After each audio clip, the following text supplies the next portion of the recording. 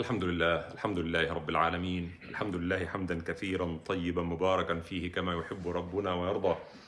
يا ربي لك الحمد كما ينبغي لجلال وجهك وعظيم سلطانك، وأشهد أن لا إله إلا الله وحده لا شريك له، وأشهد أن محمدا عبده ورسوله وصفيه من خلقه وخليله، بلغ الرسالة وأدى الأمانة ونصح الأمة وكشف الله به الغمة وجاهد في سبيل ربه حتى أتاه اليقين. فاللهم اجزيه عنا وعن والدينا وعن الإسلام والمسلمين خير ما جازيت به نبيا عن قومه ورسولا عن أمته. اللهم أحينا على سنته وتوفنا على ملته وأوردنا حوضه واسقنا من يده الشريفة شربة هنيئة لا نظمأ بعدها أبدا. ثم أما بعد, my dear respected brothers and sisters, we all know that on the day of Uhud, a group of the Muslims did not obey the clear command of the Prophet ﷺ not to leave the hill and push back the disbelievers' army when they come to attack from your side. And when this group of archers, in fact, saw that or thought that the battle is over and they won the war, then they came down before the Prophet ﷺ tells them to come down. Clear disobedience to the command of the Prophet ﷺ, who told them, don't come down even if you see the birds eating our flesh. Stay there. Don't come down until I tell you to come down. They thought it's over and there's no point to stay on this hill. And as a result of that, Khalid ibn Walid, who was leading actually group of the people of Quraysh, and he came and surrounded Muslims and struck them from behind. And Al-Quran addressed this particular fault, which tells us that we should all practice self-criticism. Allah subhanahu wa ta'ala says, among you are some who desire this world, and among you are those who desire the hereafter. Minkum. And minkum refers to among you. This you refers to who? To the Sahaba, radiallahu anhum. Because some thought the war is over and let's go and collect the booties of war. And that's dunya. And because of your love to this dunya and disobedience to the Prophet ﷺ, you got such great loss. 70 of the Sahaba, including Hamza radiallahu anhu arda, were killed, and the Prophet ﷺ himself was badly injured on that day. Big tragedy. And what I really like about how Al-Quran addresses issues, it does not beat around the bushes, as we say. Quran goes to the main point, straight to the point. Because sometimes people keep arguing right and left. We have multiple point of views and opinions and counter opinions when we discuss any subject. But Al-Quran comes directly to say what was the real cause for these problems. Sometimes we fail to identify the cause of the troubles that we suffer as a Muslim ummah or as a Muslim community. We don't know why. Why this is happening to us? And the Quran teaches us that we need to really look at the real cause of the problem. And the real cause of the problem is that among you are those who love or desire the pleasure of this dunya, and there are some who desire the pleasure of al-akhirah. And again, Al-Quran is talking to the Sahaba, the best of all people. The best any human being can be, any community can be. And Abdullah ibn Mas'ud said, I was really surprised. I didn't know that among the companions of the Prophet ﷺ are those who desire ad-dunya. Abdullah ibn Mas'ud was one of them. And he thought that everybody is like has enough taqwa and iman, and everybody desires al-akhirah, and they went actually and sacrificing themselves. They are fighting fi sabilillah, but at a certain point, the attachment to ad-dunya makes us behave in a certain way. And that is the real cause of so many troubles and problems we face in the individual level and in the community level. And if this happened to the Sahaba, it happens to those who are less than them. If some of the Sahaba desire a dunya and as a result they paid a very heavy price, those who come after will more likely to suffer more because they love a dunya more. Because the Prophet said the best generation is my generation, and then those who come after, and then those who come after. The first three generations are the best. They're called Salaf. These are our Salaf, our ancestors, that people look up to. But this is the disease. This is a disease. Everybody else is prone to love a dunya, and as a result, we suffer. And even the ulama. Sometimes we think the ulama are almost infallible, but that's not true. Allah subhanahu wa ta'ala, it's just enough to mention the high status of the ulama in the eyes of Allah subhanahu wa ta'ala before we talk about the status of the ulama in the eyes of the people. Allah said in Surah Al-Imran, one of the unique ayat in the Quran, شَهِدَ اللَّهُ أَنَّهُ لَا إِلَهَ إِلَّا هُوَ وَالْمَلَائِكَةُ وَأُولُو الْعِلْمِ قَائِمًا بِالْقِسْطِ. Allah bears witness that He is Allah. There is no God but Him. Allah testifies. And who else? My angels. His angels, He says. And who else? The people of knowledge, the scholars. Allah bear witnesses that He is Allah, la ilaha illa huwa, and His angels bear witness, and the scholars, the people of knowledge. And the Prophet ﷺ said in the very authentic hadith that we have heard many times, that the scholars are the inheritors of the prophets. And the prophets did not leave behind properties, gold and silver. They left behind nothing but knowledge. As Abdullah ibn Sahl al-Tusturi said that if you want to see the majalis al-anbiya, look at the majalis al-ulama. If you want to see or to imagine the study circles or the halaqas of the prophets, just go and see the study circles of the scholars. So there is no more prophets will come after Prophet Muhammad sallallahu alaihi wasallam, and who would carry on the mission of the Prophet sallallahu alaihi wasallam? It is the scholars. However, scholars are human beings, as I said, and some of them, as Al-Quran says, desire the pleasure of this dunya, and some desire the pleasure of Allah subhanahu wa ta'ala and the na'im of al-akhirah. And I've seen this from the time of the Sahaba until today. Some scholars sold their akhirah to buy the pleasure of this dunya, known as the ulama al-sultan, ulama al-sultan, the scholars of the sultan, of the political authority.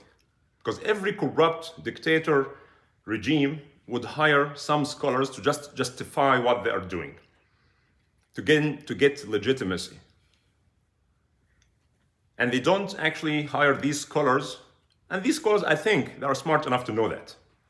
They are not hired because they are highly intellectual or because they are eloquent speakers or because they are so knowledgeable. They hire them because they are bankrupt. And they know that these so-called scholars, eloquent speakers, will never ever dare to advise them, let alone criticize them. Everybody knows that. Everybody knows that. On the other hand, there are some scholars who sold their dunya to buy the pleasure of Allah subhanahu wa ta'ala and the na'im of al-akhirah. As the ayah said, among you are those who desire this dunya, and among you are those who desire al-akhirah. And we have plenty of stories of great scholars who have very deep knowledge. But if this knowledge, I hope this point is clear, if this knowledge, deep knowledge, is not associated with taqwa of Allah subhanahu wa ta'ala, it would be like a double-edged sword. This knowledge could be used for good, could also be used for evil. There are so many so-called scholars I've known actually in the contemporary time. Some are very deep in knowledge. I sometimes listen to their lectures because they have deep knowledge. If I want to study a subject or mas'ala, a fiqh mas'ala, I listen to them because they will just tell you what Shafi'i says, what Abu Hanifa said, what Malik said. They know. They know everything. But they, at the same time, have been used by the corrupt regimes political authorities for them to justify what they're doing. Knowing that although scholars do not have army, they don't have prisons, they don't have weapons, but they have their tongue. They have their huge influence. They know that. That's why we have seen from the time of Bani Umayyah until today the separation between the political authority and the religious authority manifested itself in many different ways. Sometimes the political authority tried to take the scholars under their wing. That's the best case scenario. So these scholars, there's a marriage between the two authorities, and sometimes there's a conflict. Why? Because the religious authority, they see the corruption, the wrong decisions made by the powerful political authority, and they stand up to say the word of the truth or speak truth to power and tell them, fear Allah subhanahu wa ta'ala, what you are doing is wrong. And this does not take just memorizing books. It takes a lot of courage, a lot of fear of Allah subhanahu wa ta'ala, understanding that you cannot please these corrupt regimes and please Allah at the same time. It doesn't work this way. Cannot get it both ways. Cannot get it both ways. Imam Siraj Wahhaj called them the scholars of the dollars. The scholars of the dollars.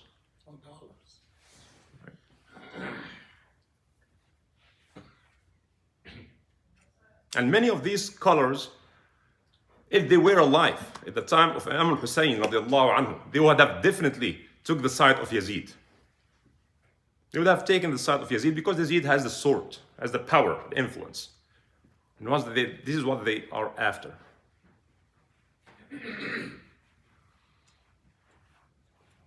Everybody wants to be in the side of the powerful. And those so-called scholars, they know they are very talented. They know they have influence. And they know that the political authority needs them. So give and take. I'll give you something, you give me something in return.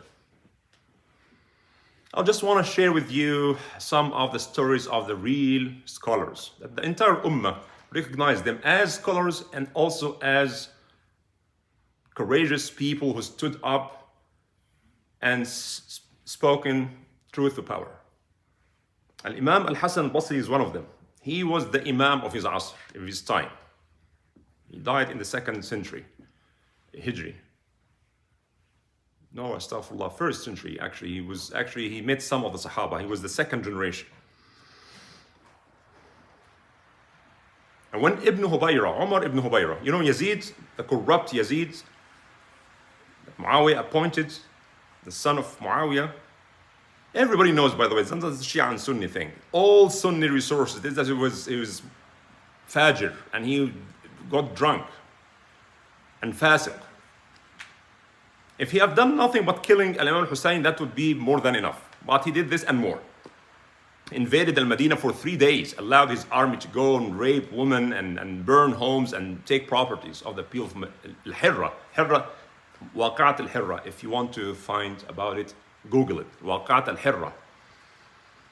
So on this corrupt ruler, Yazid hired, you got it, obviously. He hired another corrupt people. They hire people based on loyalty, not based on qualifications. They hire people who are loyal to them, not based on qualifications. So he hired someone who is corrupt also. His name is Umar ibn Hubayra. So Umar ibn Hubayra gathered the scholars, and 3 of them, Imam al-Sha'bi and Imam ibn Sirin and Imam al-Hasan al-Basri, and he gave a speech and he told them that it's Allah who hired Yazid as the Khalifa, Khalifatullah. He called him Khalifatullah, which is wrong actually. وَأَخَذَ عَلَيْهِمْ الْمِيثَاقَ بِطَاعَتِهِ. It is Allah who has taken the pledge of allegiance, the covenant from them to obey people in power. And I'm doing exactly what he asked me to do. So what do you think? Al-Imam ibn Sirin, Al-Imam al-Sha'bi, they say few diplomatic words, right? And then it was the turn of Imam al-Hasan who remained silent, and then Ibn Hubayra asked him, what do you think? And Imam al-Hasan radiallahu anhu said, Yabna Hubayra. He called him Yabna Hubayra. He did not say, oh, governor or something. No titles. Because scholars understand, because they have very high status in the eyes of Allah subhanahu wa ta'ala, if they follow the manhaj of the Prophet sallallahu alaihi wasallam, they also have great responsibility. They fully understand this. Every word counts. Every word counts. So he said, يَا ابْنَ هُبَيْرَةَ خَفِ اللَّهَ فِي يَزِيدٍ وَلَا تَخَفْ يَزِيدٍ فِي اللَّهِ. Fear Allah with respect to Yazid, and don't fear Yazid with respect to Allah subhanahu wa ta'ala. It is Allah who protects you from Yazid, and Yazid will never be able to protect you from Allah. Very soon Allah will send his messenger, meaning the angel of death, to you to take your soul, and you will come out of the lofty palace you have to the dark grave that you will live in. Ya ibn Hubayra, there is no obedience to any one if he disobeys Allah. لا طاعة لمخلوق في معصية الخالق. Same thing happened with Al-Hajjaj ibn Yusuf al-Thaqafi. Everybody knows who's Al-Hajjaj, the Minister of Interior. And he was the most bloody person in the entire Islamic history. If you ask any Muslim historian who was the bloodiest era in the Islamic history, so Al-Hajjaj ibn Yusuf al-Thaqafi. He's the one who went and he attacked Al-Kaaba and he destroyed Al-Kaaba with the stones, throwing stones on it to kill Abdullah ibn Zubayr. He killed so many scholars. Killing for him was like a piece of cake. And he heard that Al-Hasan al-Basri, who was the greatest imam of his time, criticizes what he's doing. Killing people without having any due process. They suspect that you are not 100% loyal to Bani Umayyah, then you are killed. Similar to what's happening also in contemporary time. So Al-Hajjaj has zero tolerance to anybody who criticizes him or Bani Umayyah. And he heard about Imam al-Hasan, and everybody listened and respect Imam al-Hasan. Again, Imam al-Hasan does not have an army, no weapons, nothing, but everybody loves and respects such great imam. And by the way, just a side note, the only thing the imams have is, and the scholars have, is their reputation. That's why people like them. Because people trust them, and this trust does not happen just overnight.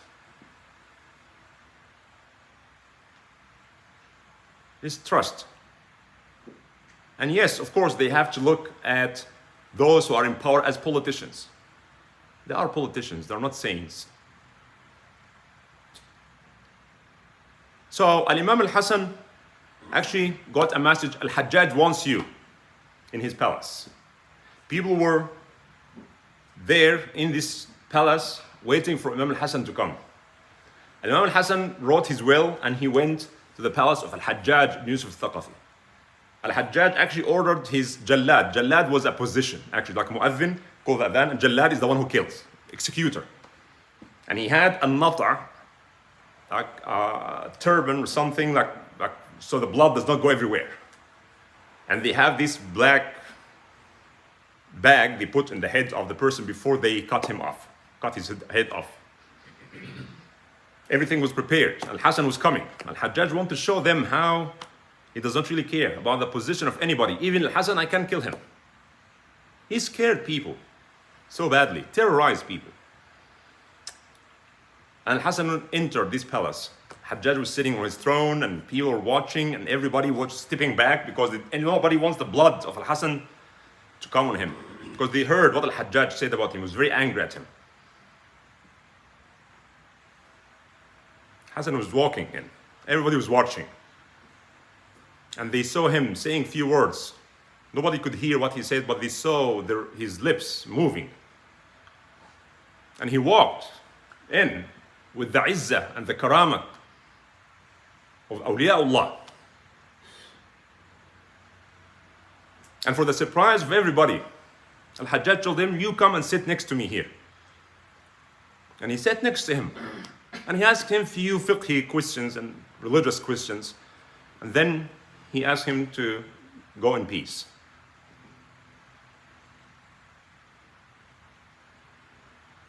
Then they asked Imam al-Hassan, we saw you say few words. What did you say? Imam al-Hassan knew this could be the end of his life. He said, I just say a few words. Allah brought to my tongue. I said, Ya waliya ni'mati.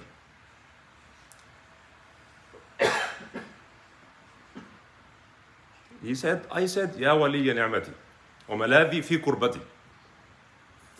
اجعل نقمته بردا وسلاما علي كما جعلت النار بردا وسلاما على إبراهيم.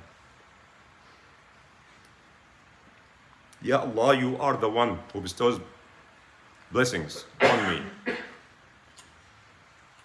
And you are the only resort to me in the time of distress. Make his anger peaceful on me as you have made the fire peaceful on Ibrahim. Khalas, keep it in Allah's hand. It is Allah who provides. It's Allah who protects.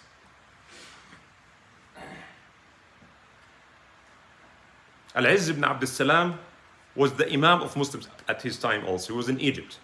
In the time of the Mongols, when Mongols came and destroyed Baghdad and many other Muslim countries. They called him Sultan al-Ulama. Same thing, when Sultan Ayyub in Egypt, the Ayyubids, who ruled Egypt for a long period of time. In the day of Eid, he was sitting on his castle, army around him, and he is wearing the most expensive clothes and so on, and they asked him also, Al-Izz ibn Abd al-Salam, to join the day of Eid with the Sultan. All princes and governors and important people are around him. And here Izz ibn Salam stood up. He said, Ya Ayyub, Ya Ayyub, what is your excuse with Allah when He asked you, why did you allow people to manufacture and sell wine? And you know it's haram.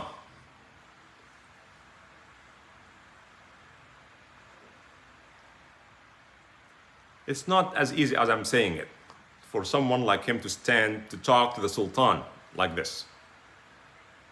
But he told him, what's your excuse with Allah? In this particular place, people sell alcohol. He said, I did not approve this. It was there from the time of my father. I'm not the one who allowed it. He said, what do you mean? You are still responsible. Would you say, إِنَّا وَجَدْنَا آبَاءَنَا عَلَىٰ أُمَّةٍ وَإِنَّا عَلَىٰ آثَارِهِمْ مُهْتَدُونَ? You say that those who say that we found our forefathers doing this and we're doing like them? So he immediately made an order that all these stores and nightclubs should be shut down. And someone asked Imam Al-Izz ibn Abd al-Salam, how did you get this courage from? To stand up to speak like this in the presence of all these generals? And he said, Wallahi, I remember the greatness of Allah. So he was in my eyes like a cat, nothing. I did not see him. I saw the Sultan of Allah. They knew this could be the end of their life, but they know they are responsible. Someone has to say it. And Allah asked them, why did you say the truth? In the day of judgment, what would I say? Because I was afraid for my life or my rizq? It is Allah who provides. Last example, the contemporary time in Tunisia. Before there was a ruler, his name is Bourguiba. Bourguiba was the president of Tunisia before Zain al-Abidin bin Ali, another dictator. And he was a very secular person, and he actually found out that there's no point that people fast during Ramadan and the production actually goes down and people sleep, come back late, they are not producing as much as they should in Ramadan. So Ramadan is very bad for Tunisian economy. And he decided actually to cancel the fasting of Ramadan because we have to serve our country And Ramadan is good, not fasting during Ramadan is not good for our economy. And of course, he knows he's not a mufti, he's not a alim. And the Grand Mufti of Tunisia at that time was one of, I personally consider him one of the best or scholars, or one of the best scholars in the modern time. His tafsir, At-Tahrir wa Tanwir, is one of the best tafsir. Anyways, and he is the head of Maqasid al-Sharia in the modern time. Like Shatibi was in the old time and Ibn Ashur in the modern time. So Bourqiba wants him to make a speech on the national TV that tells people, he wants Ibn Ashur to say to the people on the national TV that fasting Ramadan is not a must because it's not good for the economy, and work is like also a form of ibadah and so on. And they called Imam al-Tahir ibn Ashur. In the studio, he's sitting and the cameras were there, and the whole nation is waiting to hear from Tahir ibn Ashur. Imam al-Tahir ibn Ashur made a very short speech. I'm gonna relate the whole speech that he made. He made live. Everybody was watching. He said, Bismillah ar-Rahman ar-Rahim, قال الله تعالى, يا أيها الذين آمنوا كتب عليكم الصيام كما كتب على الذين من قبلكم لعلكم تتقون صدق الله وكذب برقبة. That's what he said. Allah said the truth and Burqiba is a liar. He cannot afford to play around this, to be diplomatic about this. You have to say the truth. Allah subhanahu wa ta'ala entrusted the people of the book with his wahi, with his kalimat, and they did not keep the trust. And Allah subhanahu wa ta'ala entrusted the scholars to carry on the truth, to say the truth. قُلِ الْحَقُّ مِنْ رَبِّكُمْ فَمَنْ شَاءَ فَلْيُؤْمِنُ وَمَنْ شَاءَ فَلْيَكْفُرْ. And now to hear some diplomatic words that tells people actually to not to be connected emotionally to their imams, or not to consider the people in power as politicians, is nonsense. It's utterly nonsense. Yes, one should be objective. It's like Imam Ali ibn Abi Talib said that it's a word of the truth, right, put in the wrong context.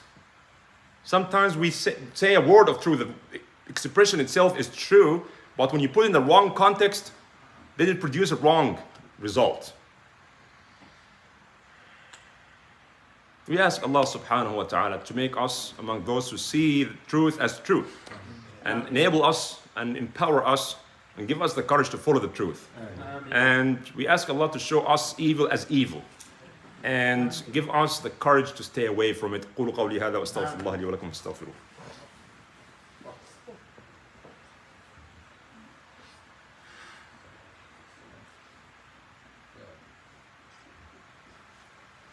الحمد لله رب العالمين والصلاة والسلام على أشرف الخلق والمرسلين سيدنا محمد وعلى آله وأصحابه أجمعين.